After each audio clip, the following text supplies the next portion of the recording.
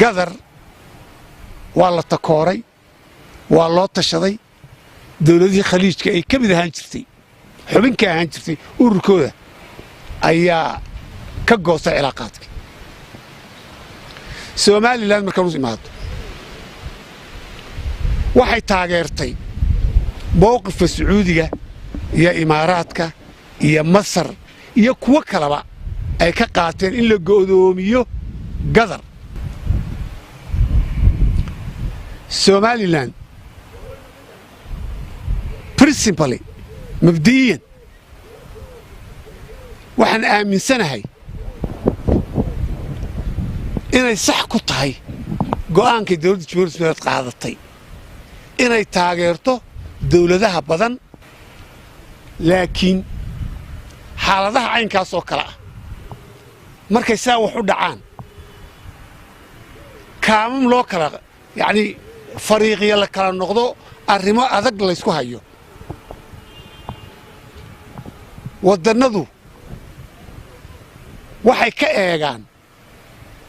oo boqolkiiba 90 siiyaan ahmiyadda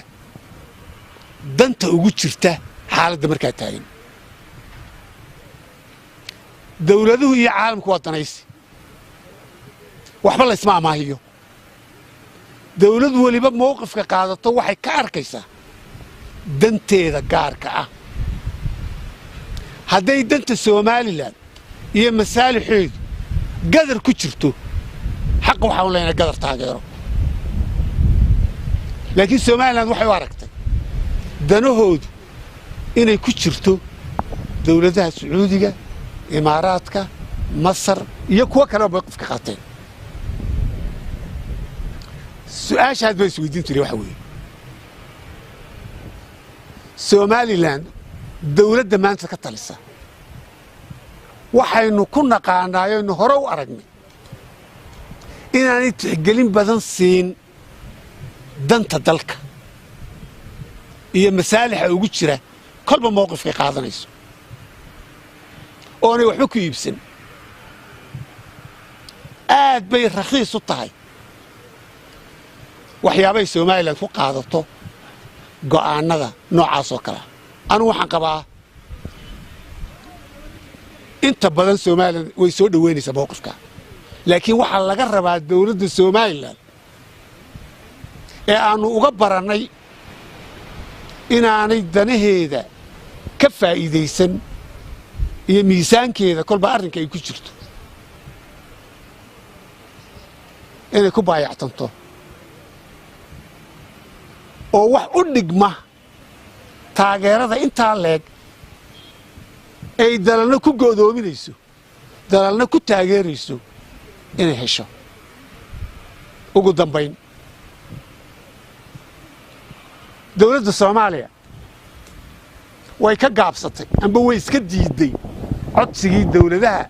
go'doomiyay Qatar oo Sacuudi ka mid yahay waxay se fasaxday diyaaradaha Qatar Airways oo dhul badan ay mari jirtay laga joojiyay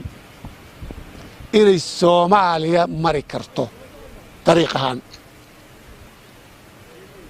dariiqa la sheegay Soomaaliya ka martaana waa Somaliland